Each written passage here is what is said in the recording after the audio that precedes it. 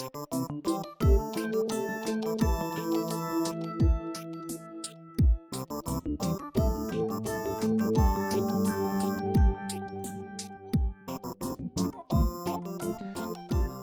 everybody, welcome to another Sunday service. Won't you join me for worship? Yay!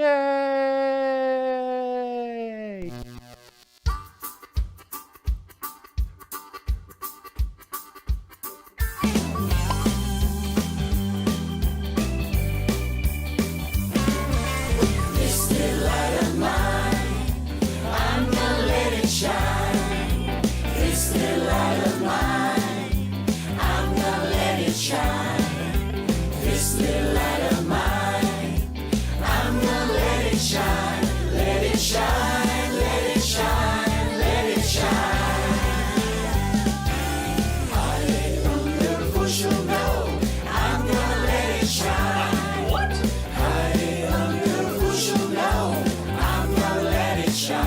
That's ridiculous.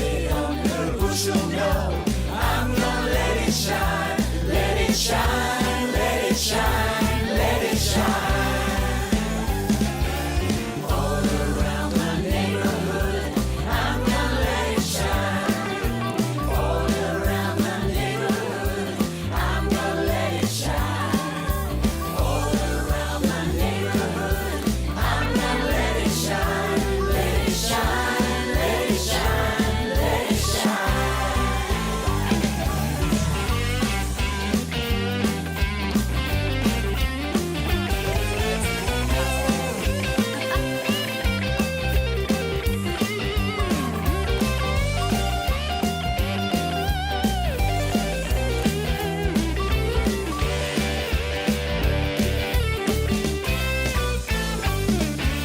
Let it shine till Jesus comes. I'm gonna let it shine.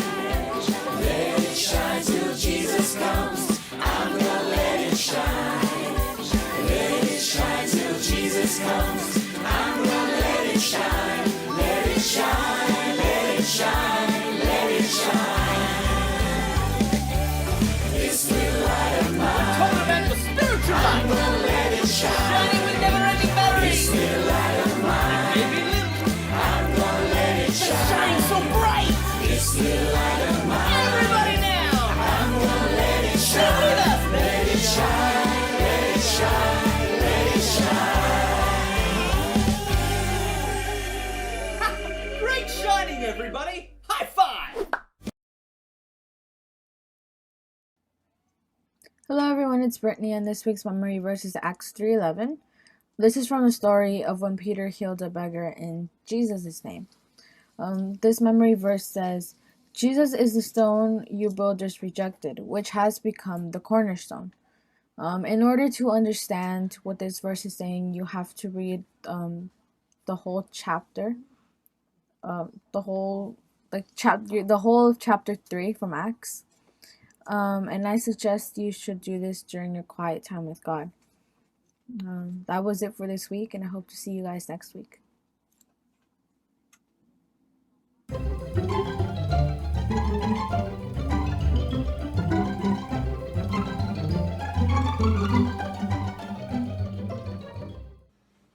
Hey, Tony! Hello there, cereal fan. Back for some more? No! I want a refund! What's the matter? You told me this cereal was the crunchiest one on the market. Are you kidding me? Captain Crunch is so crunchy. It's been known to scrape the roof of people's mouths. I mean, what kind of cereal is so awesome that you have to scrape it off the roof of your mouth? No, see, when I filled this in my bowl and had to walk away to take a phone call, it got all mushy and gross. Well, that's going to happen sometimes. If you don't eat it right away, any cereal gets soggy. I don't want soggy cereal. I want my money back. Now, ma'am, is that the way to handle problems? giving up when things get soggy? Well, maybe. I don't know. What if the disciples quit when life got soggy? The disciples? What if they gave up when the world tried holding them down and stopped them from spreading the gospel? Where would we be? I don't know. I don't know either. But I do know this. If you don't finish that soggy cereal, you may regret it. Not now, not in eternity, but probably 10 or 30 years.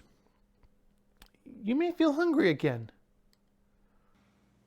Well, Tony, you're right. I'd still be hungry, and no matter what, this still is pretty tasty. And when it gets soggy, it forms a nice balm to put on the top of your mouth to help the scrapes from when it was crunchy. Thanks, Tony.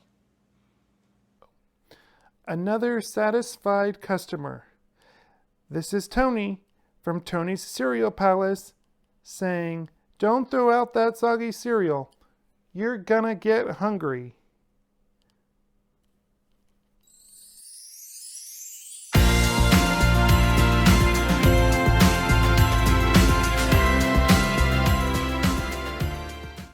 Have you ever had some Captain Crunch for breakfast? Captain Crunch is one of those cereals that actually really lives up to its name. When you put it in your mouth, it's got ridges. Sometimes it's a little hard for the top of the roof of your mouth. But despite that all, it really does crunch as you bite into it. But if you leave it in your milk for too long, that crunch starts to disappear and gets soggy. Some people would want to just toss out their cereal altogether if it got soggy, but I'm sure your mom would tell you not to do that, not to be wasteful.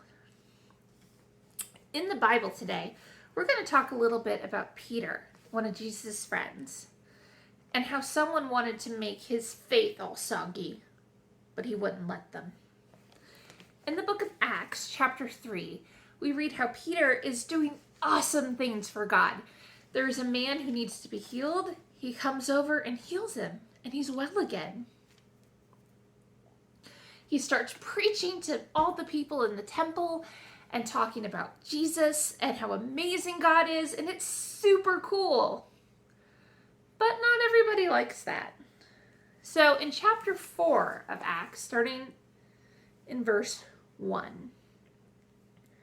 Now as they were speaking to the people, the priest, the commanders of the temple, police, and the Sadducees confronted them because they were provoked that they were teaching people and proclaiming the resurrection from the dead, using Jesus as the example. So they seized them and put them into custody until the next day when it was already evening. But many of those who heard the message believed, and the number of men came to about 5,000. The next day, the rulers, elders, and scribes assembled in Jerusalem with Annas the high priest, Caiaphas, John, and Alexander, and all the members of the high priestly family. After they had Peter and John stand before them and ask the question, "By what power or in what name have you done this?" And Peter was filled with the Holy Spirit and said to them, "Ruler of the people and elders, if we are being examined today about a good deed done to a disabled man, by what means he was healed, let it be known to all of the people of Israel that the name of Jesus Christ, the Nazarene, whom you crucified and whom God raised from the dead, By him, this man is standing here before you, healthy. This Jesus is the stone rejected by the builders, which has become the cornerstone. There is no salvation in no one else, for there is no other name under heaven given to people, and we must be saved by it. Now, when they observed the boldness of Peter and John and realized they were uneducated and untrained men, they were amazed and recognized that they had been with Jesus. And since they saw the man who had been healed standing with them, they had nothing to say in response. After they had ordered them to leave the Sanhedrin, they conferred among themselves, saying, "What should we do with these men? For an obvious sign, evident to all who live in Jerusalem, has been done through them, and we cannot deny it. However, so this doesn't spread any further among the people, let's threaten them against speaking to anyone in this name again." So they ordered them to preach and to teach, not to preach and teach in the name of Jesus. But Peter and John answered them, "Whether it is right in the sight of God for us to listen to you, rather than God, you decide. For we are unable to stop speaking what we have seen and heard." So what will continue to happen in their story is they're going to get arrested. They're going to go away. But the people are going to pray. And God is going to have a miracle, and they're going to get out of prison. And this is a very cool moment in the Bible. But what it makes me think about with that soggy cereal and the crunchy cereal is a lot of people, when they're being pushed down, made fun of, talked badly about, not even arrested, but these people are, they might stop doing what people don't like. They might stop talking about the things people don't like. But Jesus calls these men to tell the world about him. He calls you to tell the world about Jesus Christ. And there are going to be people who don't like that, who think it's inappropriate, or that we should just let people believe what they want to believe. It's not hurting anybody. But it really does hurt people if they don't know who Jesus is, because Jesus Christ came and he lived that perfect life to take the sin, the things we think or say or do that go against God's will, on the cross. So you and I can have our sin taken away and be best friends with God. So when we don't tell people about God, they're missing out on the best opportunity of their lives to be best friends with him. So we should be like Peter and John, not getting all soggy when people are pushing us down, but staying crunchy and staying strong and telling the world about who Jesus is. And now, this.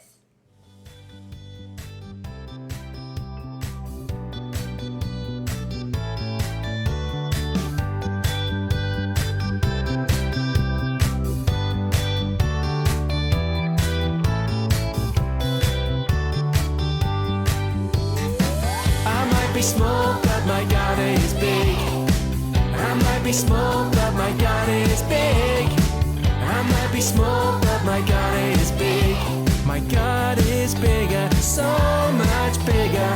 God is bigger than anything.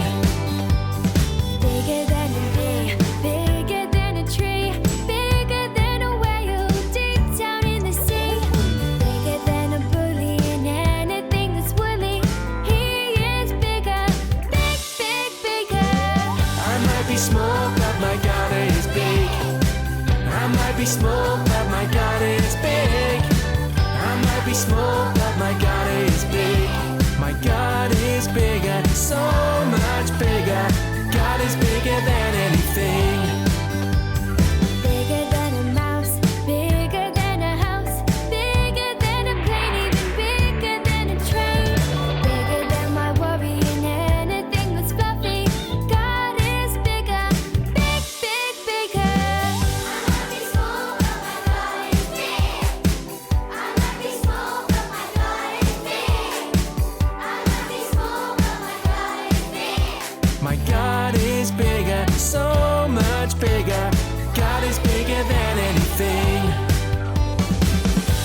be small, but my God is big.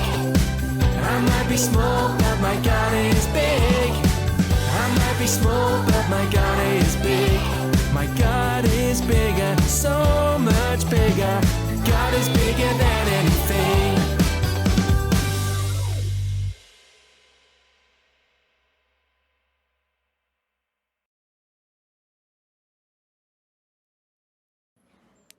Hi guys, this week's Bible point is keep your commitment to Jesus even when others try to get them soggy.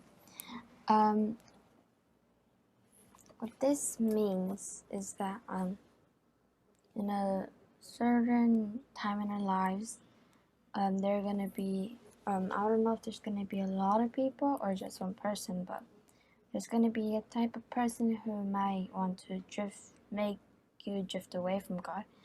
And what I think this week's Bible point means is that we should have a strong or a good relationship with God.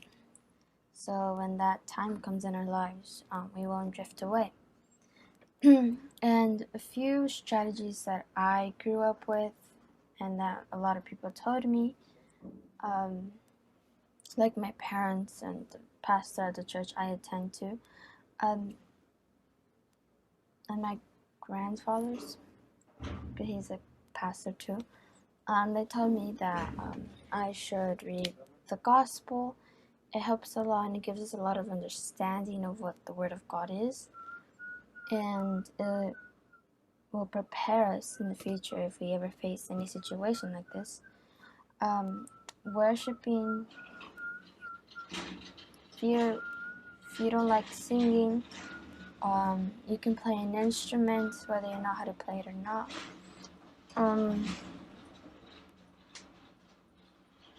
You can pray. Prayer is a really good strategy. I've tried it multiple times, and most of the time our prayers, this is how I think of it. God works with our prayers. There's 3 answers. There's yes, no, and maybe. Meaning, yes, I will help you. No, I won't help you, but I will help you go through it. And maybe, which is like, it's gonna be in a time in your life, but I'm not gonna tell you when. So these 3 strategies, I think they're really great and good in a way.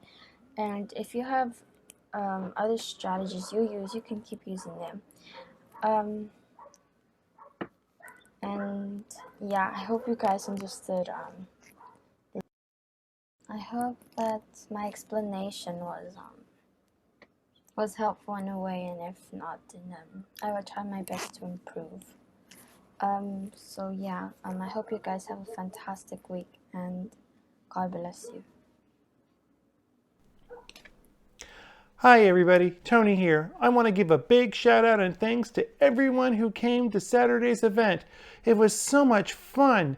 We had guests from all the way from the East Coast come visit a Park Avenue event.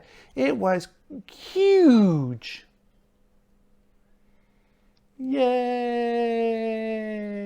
Bye!